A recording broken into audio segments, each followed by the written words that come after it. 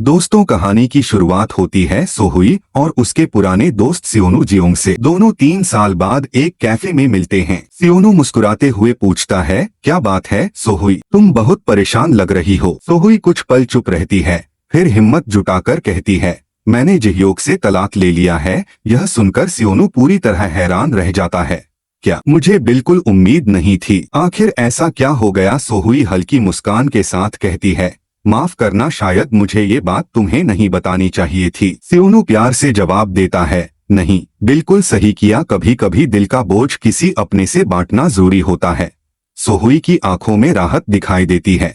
सच कहूँ तो अब बहुत हल्का महसूस हो रहा है। शायद पहली बार किसी से सब कुछ कह पाई हूँ। सियोनु उसकी तरफ देखकर कहता है, तुमने बहुत कुछ अकेले सहा है, लेकिन मैं खुश हूँ कि तुम अब भी मजबूत हो। बातों बातों में सियोनु मुस्कुराते हुए कहता है, 3 साल में बहुत कुछ बदल गया है। पहले तुम हर मौसम में सिर्फ गर्म चाय पीती थीं और आज ठंडी लेमोनेड। सोहुई भी हैरान हो जाती है। सच, मैंने तो ध्यान ही नहीं दिया। लेकिन अगले ही पल उसके मन में जिह्योक की याद आ जाती है।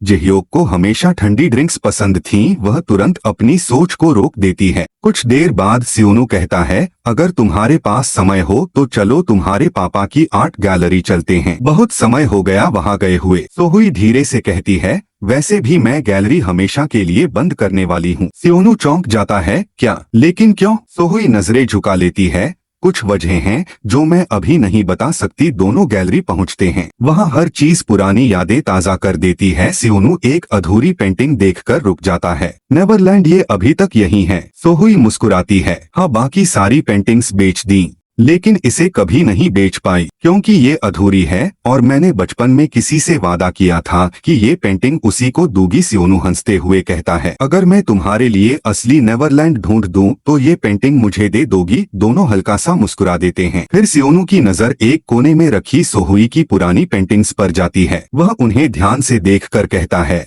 अगर तुमने पेंटिंग छोड़ नहीं दी होती तो आज तुम भी अपने पापा की तरह एक मशहूर कलाकार होती। अगर चाहो तो मैं तुम्हारी फिर से शुरुआत करवाने में मदद कर सकता हूँ। सोहुई की आंखों में उदासी उतर आती है।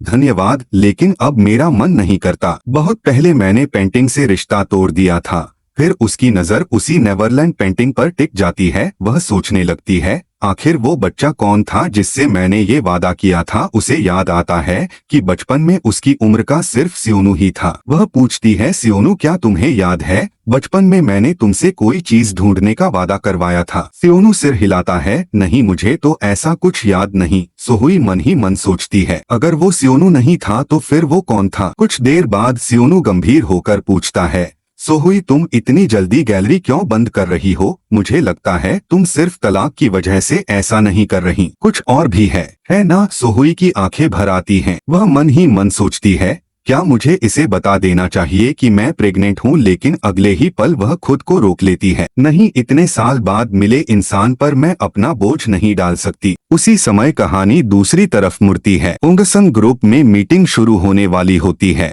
एक कर्मचारी आकर कहता है, मिस्टर होंग, मिस्टर जियोंग आपका इंतजार कर रहे हैं।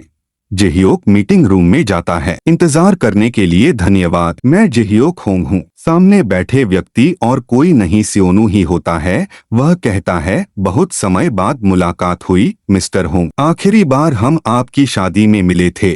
फिर वह अचानक पूछते हैं, वैसे सोहुई कैसी है?